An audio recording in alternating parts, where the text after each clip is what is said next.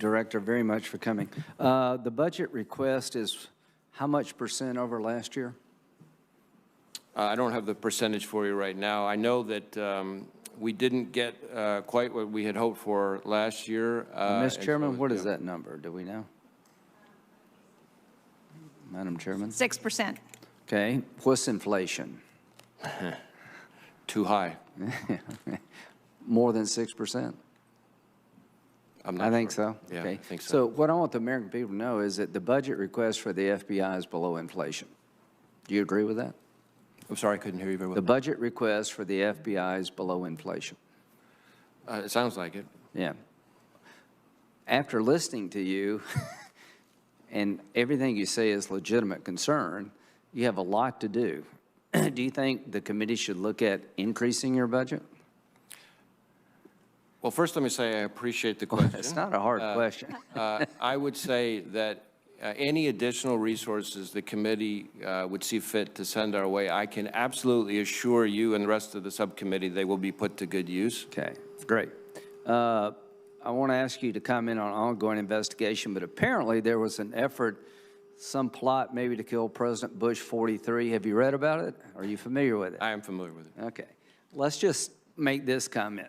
Is it fair to say that Al-Qaeda and ISIS still exist?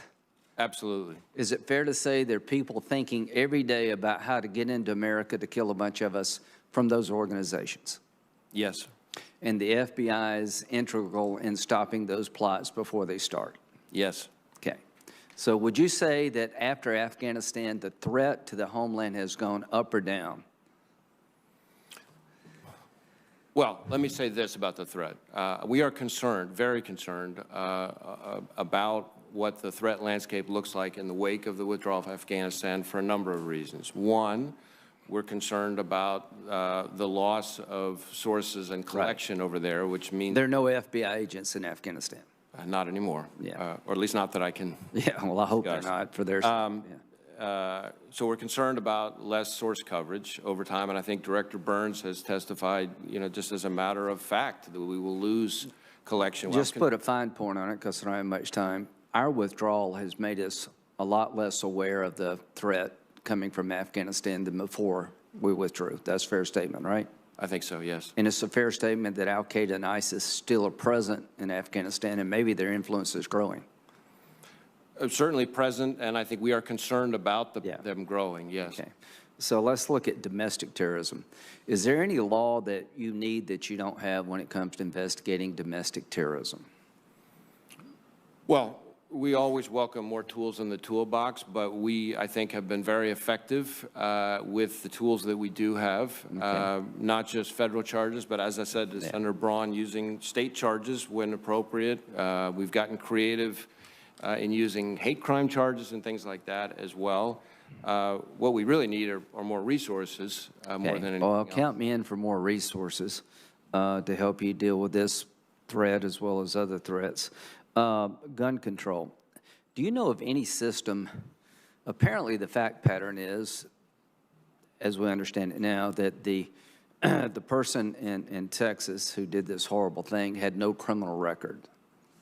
How would the system deal with somebody who's never been charged with a crime, never been investigated for a crime, went out and bought a gun? What kind of law would stop that? Well, we don't know all the facts yet. Yeah, but let's just assume that fact pattern. But there are, depending on the individual, there are other prohibitors in 922 besides. Here's the point. If there's something we can do to deal with this particular situation that we're not doing, can you get back with us? I'd be happy to work with the committee. I think there's no one single answer to all well, I'm open-minded to ideas. So finally, from the FBI's point of view, you've been following the Sussman trial, I would assume? Yes. Okay, well, he's in trial. But let me just ask you this question. A lot of Americans are concerned with the fact that a campaign lawyer for the Clinton campaign could go to the FBI and provide information to the FBI that led to an investigation of the opposite party, and it seems to not have held much water. Can you understand why people would be concerned about that? I certainly understand why people are concerned. And the Horowitz review of the Crossfire Hurricane, you're familiar with his findings, the Inspector General. Yes.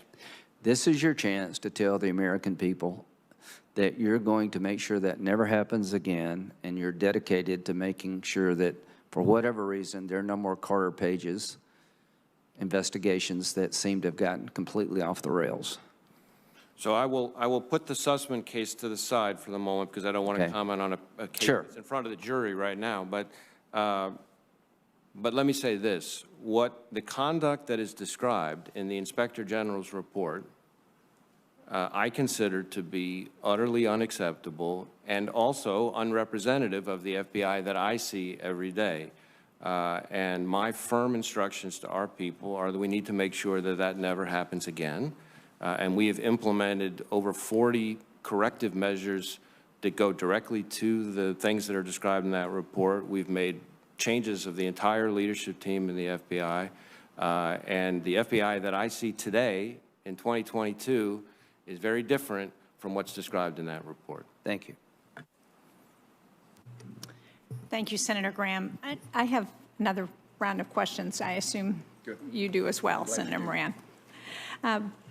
I want to talk about something that we discussed a little bit on the phone this week, and that is the whole task force klepto capture and what we might do to address not just Russian officials and oligarchs, circumvention of sanctions and export restrictions, but also what needs to happen to address the ability of transnational crime organizations, corrupt officials in places like Russia, from being able to park their money in our financial system in the United States and the West, and what we need to do to prevent that. And I want to start with the fact that we provided the FBI with over $43 million in supplemental funding for the task force klepto capture as part of the 2022 omnibus. Can you talk a little bit about how you're using that funding and what else we ought to be thinking about as we're looking at how we address the ability of criminals to use our financial system for their own benefit? Well, first let me say that those who've been profiting from corruption in Russia and treating the world like it's their playground by evading sanctions are people that we are coming after and working closely with partners not just across the federal government, but also with a whole host of foreign partners. And obviously the new klepto capture task force is an integral, really at the heart of that effort. And we've had some success already in freezing bank accounts, luxury yachts, artwork, things like that.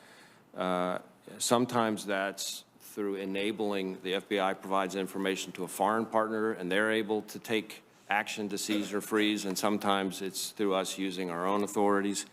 We're also going after, and this is important, and it goes to something I think that you and I talked about on the phone. It goes to not just the oligarchs, the sanctioned individuals themselves, but to the whole ecosystem or infrastructure that they rely on, the people that they may have on their payroll, the people that otherwise enable them to engage in the corruption and the sanctions evasion.